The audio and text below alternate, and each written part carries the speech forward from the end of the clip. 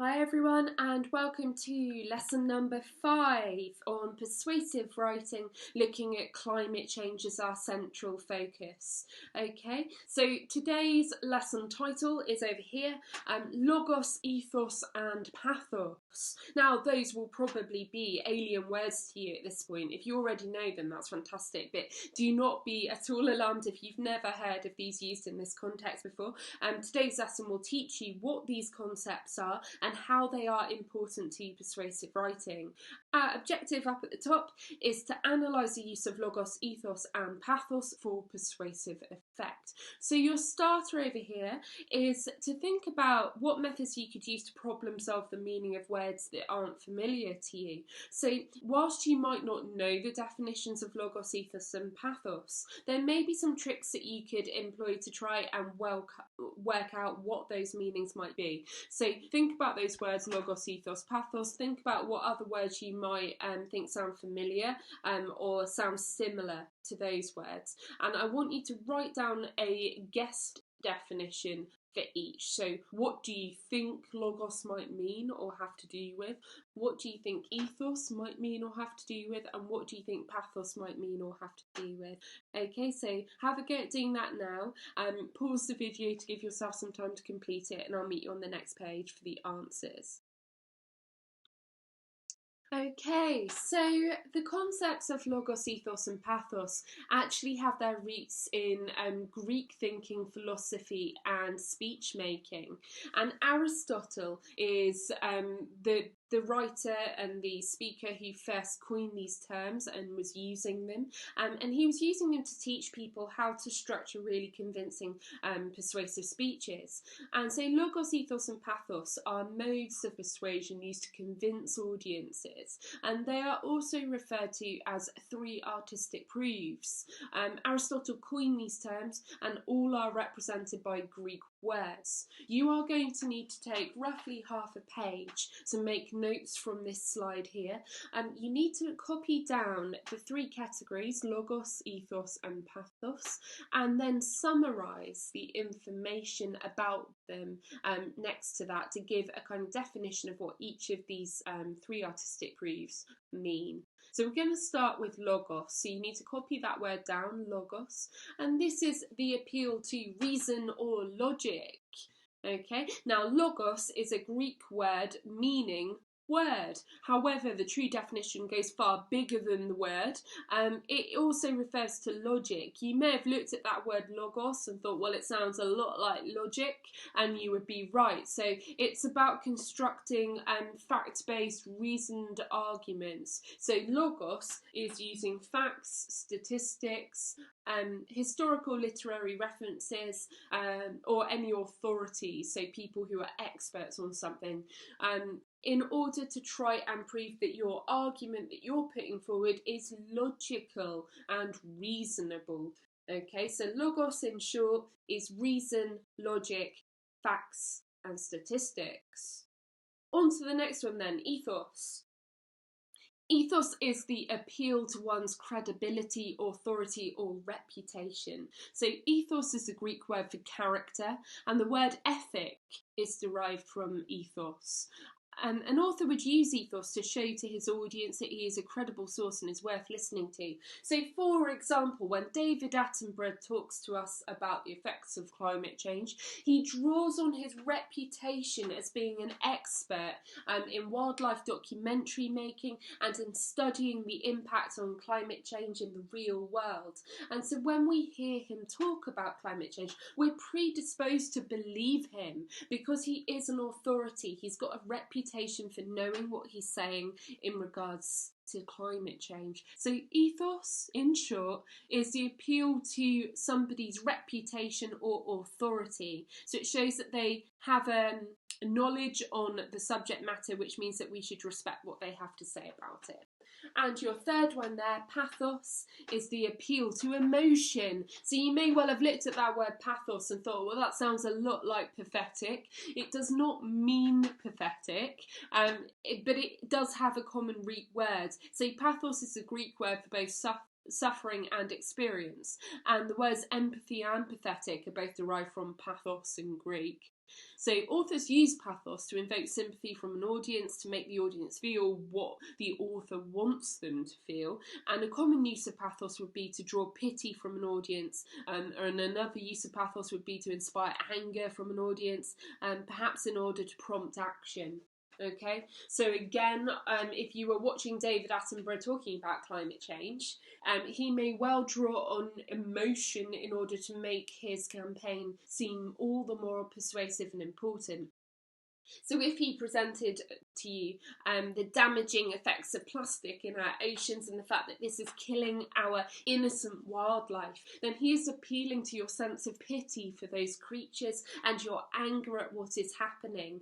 So overall, we have three main forms of artistic proofs: logos, ethos and pathos, and these are three different styles of persuasive speech making that will add conviction and make your speech or somebody else's speech all the more believable. So today's lesson is going to focus on trying to apply your understanding of logos, ethos and pathos to examples of that have been used in real world contexts, and then I'm going to get you to use these yourself in your writing.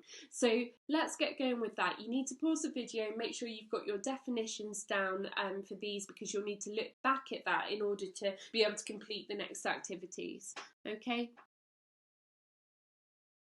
Right, so I'm going to show you now three adverts up above, and I want you to work out which ones are demonstrating logos, which is ethos and which is pathos.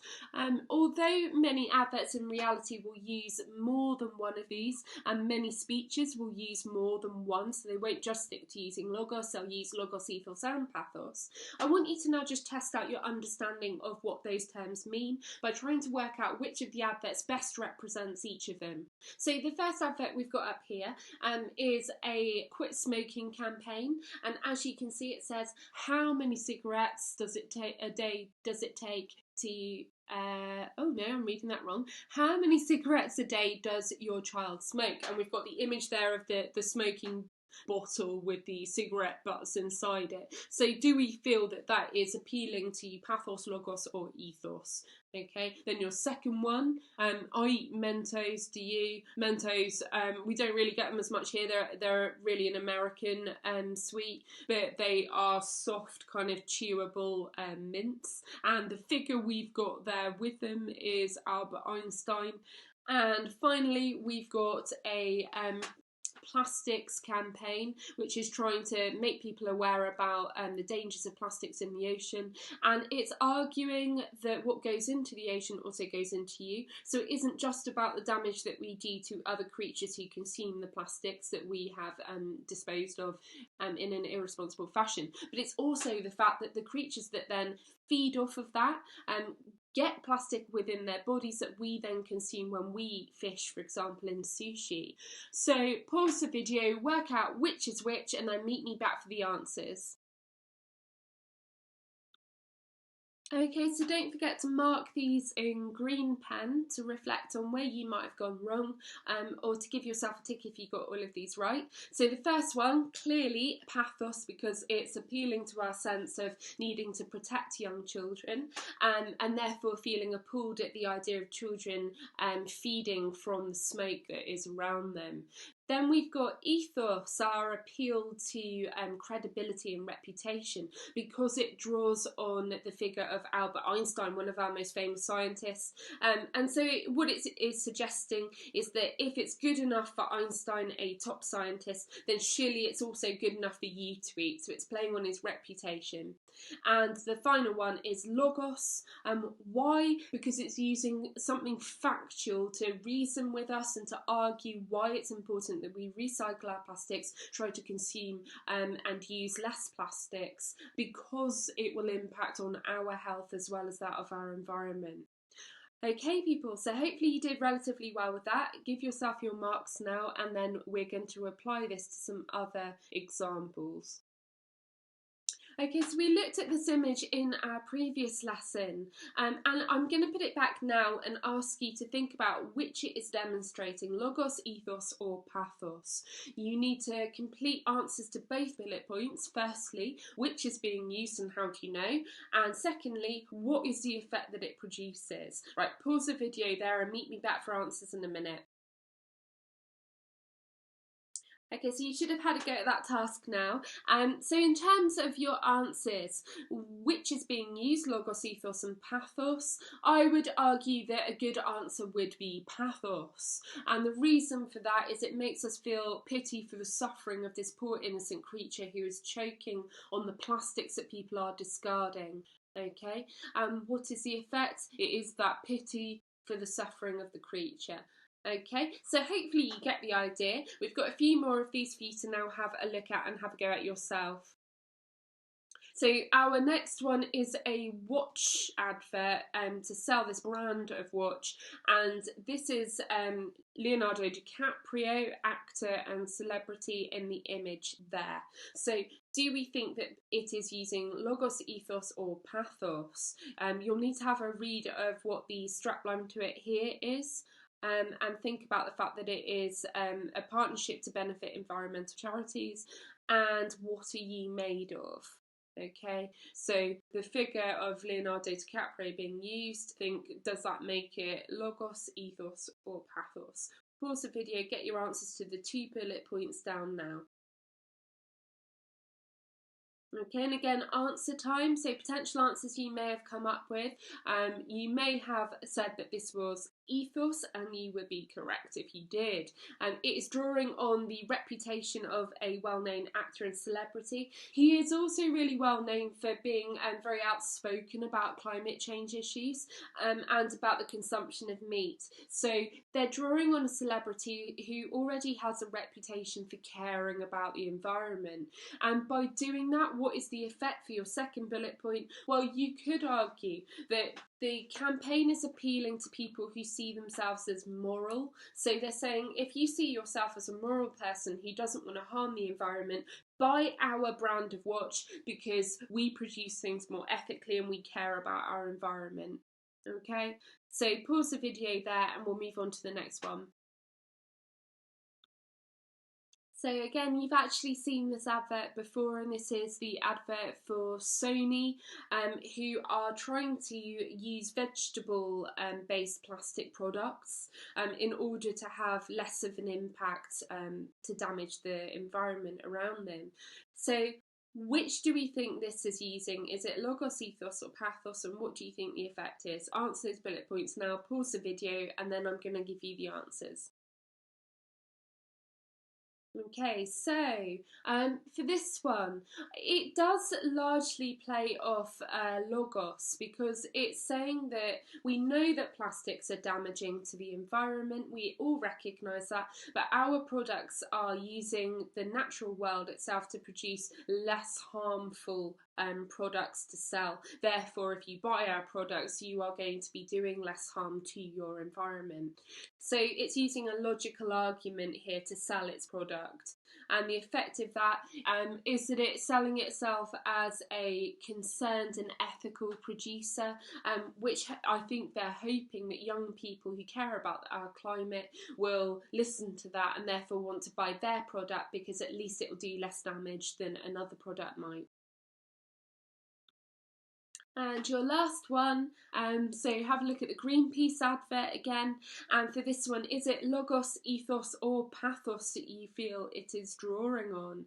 Answer the bullet points, pause the video, and then I'm going to give you the answers. Okay, so potential answers for this one. Personally, I think it's drawing highly on pathos. It's drawing on our sense of guilt over the damage that we have literally man-made, and even the image of the hand that is being drawn on in that image is to kind of remind us that this is a man-made problem, that we have created climate change, and that we should feel guilt for that. So Pathos through the guilt, but you could argue that it is also logos because it is making the clear argument that it is man-made from our hands and that we have produced this consequentially. Okay, so you could argue both logos and pathos, and the effect is to make us feel guilty and to recognise the damage that we have done. Alright, so hopefully that's given you a taster of what logos, ethos and pathos might look like. I'm now going to show you some adverts and ask you to identify in those whether you are witnessing logos, ethos or pathos. You will need to write your answers down as you watch these. There was once a land where the weather was very, very strange. There were awful heat waves in some parts, and in others terrible storms and floods. Scientists said it was being caused by too much CO2, which went up into the sky when the grown-ups used energy. They said the CO2 was getting dangerous. Its effects were happening faster than they had thought. Some places could even disappear under the sea, and it was the children of the land who'd have to live with the horrible consequences. The grown-ups realised they had to do something. They discovered that over 40% of the CO2 was coming from ordinary everyday things like keeping houses warm and driving cars, which meant if they made less CO2, maybe they could save the land for the children. Is there a happy ending? It's up to us how the story ends. See what you can do. Search online for ACT on CO2.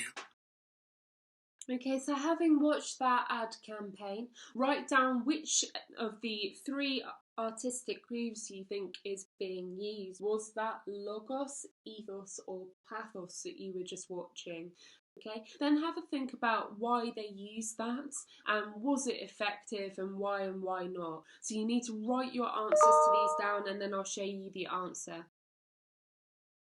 Right, so that was, of course, drawing on pathos. And the reason it does that is to make us feel that the damage that we are doing to our planet will impact on the next generation. We should care about that just as we care about what happens to our children. Okay, so well done if you got that one right. We're going to now try another one. Wear brown shoes after 6. Wear a hat indoors. Wear a short skirt after 40. Wear a short skirt if you're a man. Try too hard. Don't try at all. Dress like a girl. Dress like a man. Dress like a teen. Stand out. Blend in. Mix prints. Mix pink and red. Show your panty line. Go commando. Cover up. Show it all. Be trashy. Be neat. Wear pink. Wear blue. Wear yellow if you're blonde. Wear red if you're a redhead. Wear socks and sandals. Look fake. Look chic. Look chic. Be a princess. Be boring. Take a stand. Be uniform. Be liberated. Be old. Be new. There are no rules in fashion, but one. Recycle your clothes.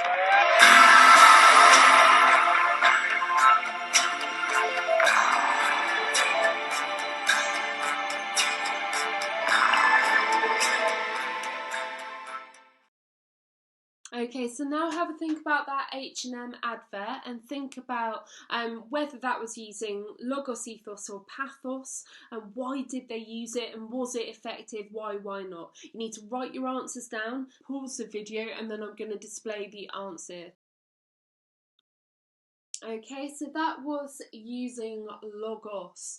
You can argue that there is also a bit of ethos being used because the voice is of Iggy Pop. You probably will never have heard of who Iggy Pop is. You can go look him up or ask your parents. But he is a well-known musician and so it is drawing on his credibility or his ethos as well as using logos. The logos we saw is through the logical argument formation that it makes at the very end of the advert where it lists why recycling is important and how much it costs us to actually produce clothing.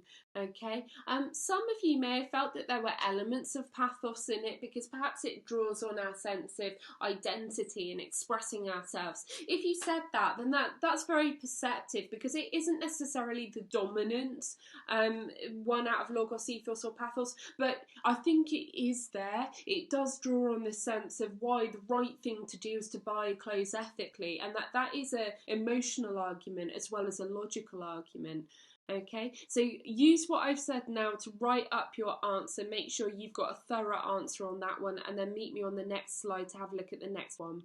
The whales need your help. I love whales! Go, Melissa! Let's protect those whales!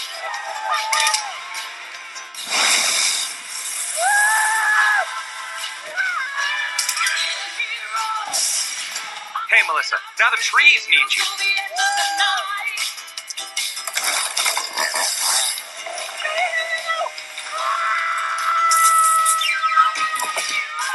The ice caps are in trouble.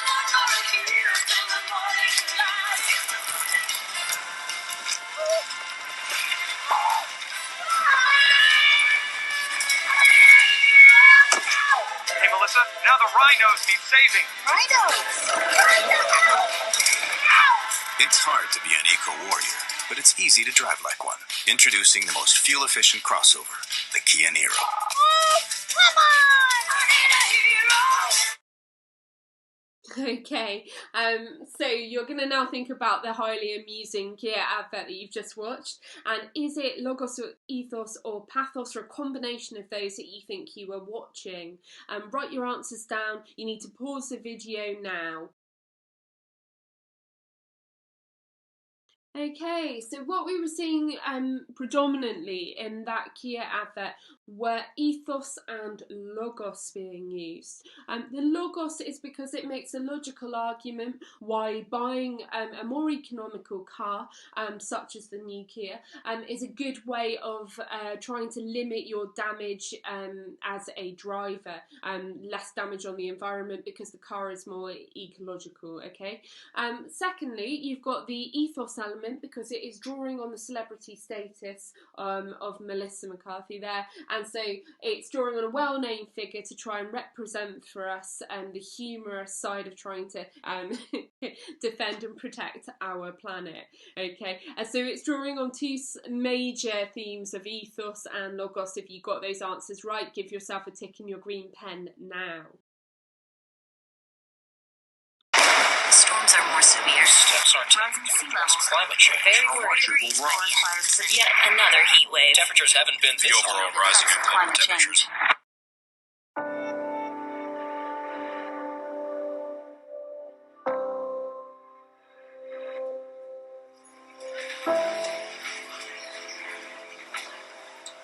Good morning. Hello.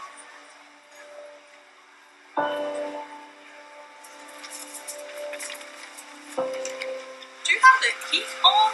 Is there a reason for the heat? Well, it's 40 degrees. Is there AC downstairs? Because it's hot in here. My kid is like overheating because this is out of control.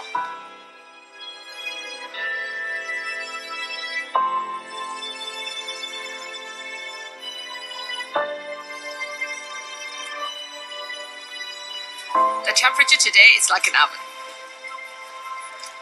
This is like a huge eye-opener. If the world was 4 degrees higher, I feel like everything would be different.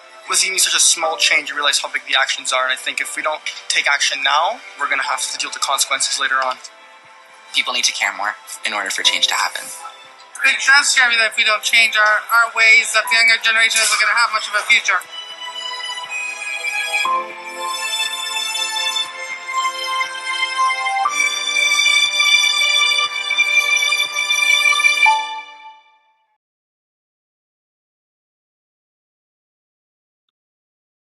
Okay, so have a think about the Ikea advert. Is it showing us logos, ethos or pathos? Is it effective and why not? Jot your answers down now, pause the video. Okay, so the answer for the Ikea one, is it the two big ones it's trying to draw on are logos, so the logic of rising the temperature within the stores by 4 degrees, to illustrate for people what it would be like to experience climate change happening on a very sort of real physical level. And secondly, pathos, because it is trying to draw that shock value, our shock, sympathy, and empathy for our planet. So those are the big two. If you got those, give yourself your ticks in green pen. You can, of course, always have slightly alternative answers. In English, it's about opinion and it's about your interpretation. The only thing that matters is that you can back it up with evidence and that you are really clear and expressive about why you think what you think. So as long as you've justified your answers, then and you can prove why you think you're right, then you can have your tick for it. Okay, so we've played around with having a look at the use of logos, ethos and pathos in adverts now, and you should be feeling a little bit more confident about what each of those are and how you can recognise them. We're now going to apply this to analysing an article from The Guardian, and we're going to be looking for where logos, ethos and pathos are being used in that article. So I'm going to show you the article and we're going to talk through where it's using logos, ethos and pathos. Okay, then we're going to come back to the activity on this slide and I'm going to expect you to write up an answer to it. So we're going to start by reading the article. Links to the article will be put in the description for the channel, so you need to go to this lesson, look in the description, you can download it directly from there. Otherwise you will need to just rewind bits in the video and come back to this part here after we've looked at the article so that you can then refer back to it to find your quotes to put into your answers. Okay, so I'm going to read the article to you, and the colour coding that I've used as I've done this is blue for ethos, green for logos and red for pathos, okay? So don't forget, ethos is your credibility, reputation or status, green is reason and logic, and the red for pathos is the appeal to emotions. So this article was published about climate change in The Guardian, and its title is Writing About Climate Change, My Professional Detachment Has Finally Turned to Panic. So this is written by Michael Slezak. I have no idea if I'm pronouncing that correctly, so apologies if I've just done a horrible pronunciation. Okay. I've maintained a wall between my job and my emotional response to it, but this month I've felt dread rising about looming disaster, and it's an awakening. The new emotional reaction I've developed to climate change, while obviously unpleasant, also comes as a kind of relief. Until recently, like a sociopath might have little feelings when witnessing violence, I've managed to have relatively mild emotional responses to climate change. For 5 years, I've been covering climate change, the science that underpins it, the things that are driving it, the devastation it is wreaking, and the desperate measures we need to urgently put in place to mitigate it. Not to mention the reporting I've done on the pathetic politics surrounding it. But for most of that time, I've been able to maintain a wall between the objective facts I report and my emotional response to those facts. Intellectually, I've understood the things I've been reporting and the inevitable disaster that is looming for much of the world's population. But somehow, I didn't feel the deep sense of panic and dread that is obviously appropriate when facing such a serious crisis. But in 2016, something changed.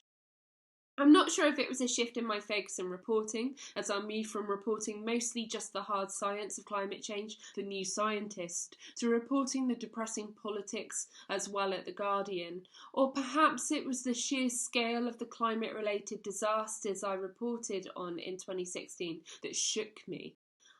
Maybe it was the very personal experience of impending fatherhood, with my partner and I preparing to bring a little girl into the world early this year. Suddenly, the period of time that seemed directly relevant to me is extended several decades into the future.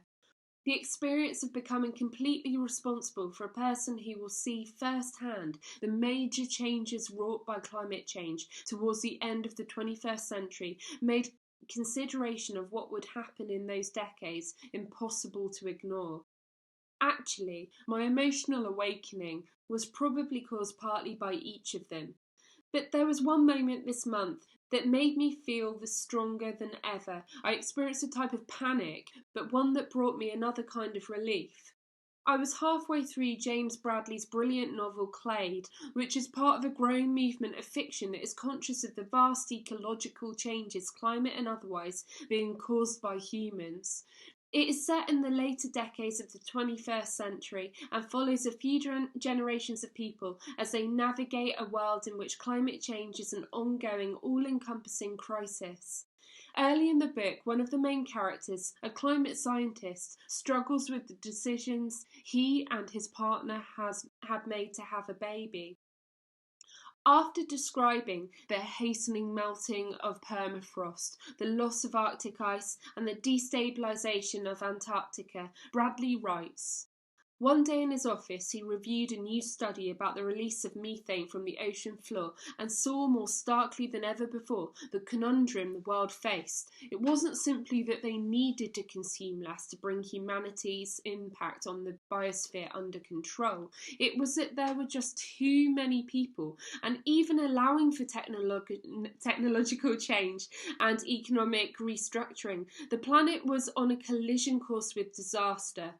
In the United States and India, floods covered millions of square kilometres. In Africa and Europe, the heat was growing ever more intense. And in Indonesia and Brazil and Malaysia, the forests were burning. Yet he and Ellie were trying to have a baby. What sort of world would that child inherit?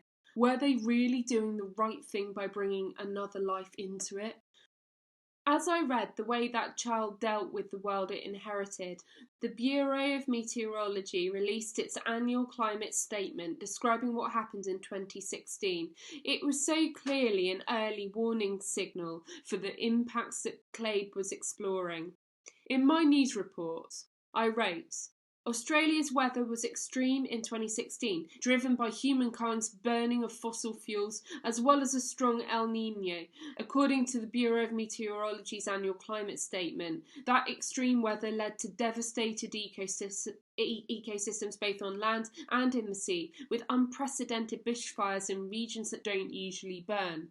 The worst coral bleaching on record, and has been attributed as the cause of damage to vast tracts of crucial kelp forests, oyster farms and salmon stocks across southern Australia. The similarity between what I was reporting of what happened in 2016 and the futurism in Bradley's work left me with something close to a panic. But the new emotional reaction I've developed to climate change, while obviously unpleasant, also comes as a kind of relief. Feeling numb to something that deserves an emotional response is disconcerting. I used to nod along as people expressed their pain at watching the world drown itself in CO2, but I harboured a guilt at the lack of appropriate emotional response I had to something I knew was objectively a disaster. Indeed, the ability for humans to not react emotionally to climate change is undoubtedly one of the things that is making this collective form of species-level suicide possible. While I can't say with confidence that bringing a child into the world we are creating is the right thing to do, I maintain a hope that those children will find a way to undo what we have imposed on them. And if nothing else, it has given me a renewed passion to do my part in fighting for a just world for future generations.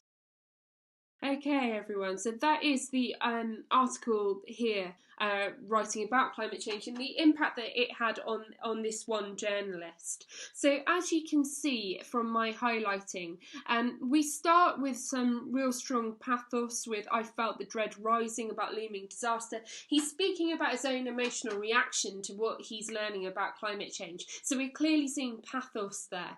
Then he moves on and he gives us some ethos. That's his credibility and status, like why we should listen to him. And he says, for 5 years I've been covering climate change, not to mention the reporting I've done in blue here. And this is him proving that he does understand what he's talking about, that he is informed, he's educated, and he's genuinely researched this topic.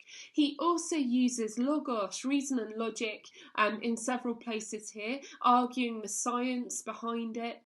Before moving back to some more pathos, when he uses emotive language, that's our strong emotional words like inevitable disaster and deep sense of panic and dread, which he repeats throughout the article. And what you will notice is as we drift through this, he builds more and more towards a strong pathos element in his conclusion, where he talks about his personal decision to have a child, and whilst that should be a celebratory thing, he's also aware of the damage that having a child might do to our climate and our planet, and he's really agonising over the future that we are leaving our future generations to have to deal with in terms of climate change. So I hope what you can see from this is that many writers embed both logos, pathos and ethos into their writing. I'm going to now get you to do a written task based on this. You will need to download this in order to be able to find the quotes to answer the task. So go do that now, pause the video and then meet me back. Okay, so have a look at the task here labelled extension. We're going to work through this one, okay? Had we been doing it in class, I would have given you a blank version of that article and got you to just highlight where the logos, ethos and pathos was happening. But I think it's more helpful as we're doing this remotely for me to show you where it is and then get you to use that to write up a really effective answer. So we're going to complete the extension box here.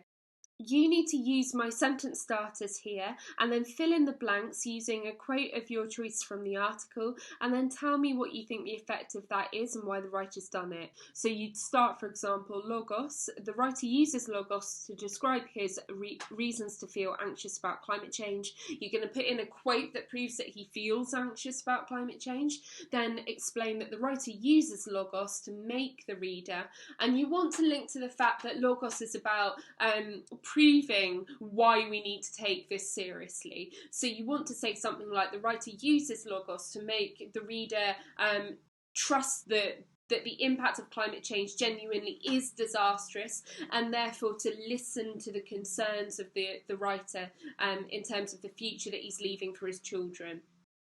Ethos, you're going to repeat the same process, find a quote for that one, and then explain what the impact of it is, and then do the same for pathos as well. You need to spend at least 15 minutes working through this task. Okay, give it your best shot, guys, and I will meet you on the final slide. Okay, so you can also use this slide here to have a quick overview of the article and to try and spot some key quotes that you could embed. And your final task when you're ready, so pause the video, then when you're ready, pick this up. Which does the climate journalist use more of, ethos, logos or pathos, and why? Okay, so have a go at answering that question now. You want to aim to write a couple of sentences explaining which he uses more of and why you think he uses more of it.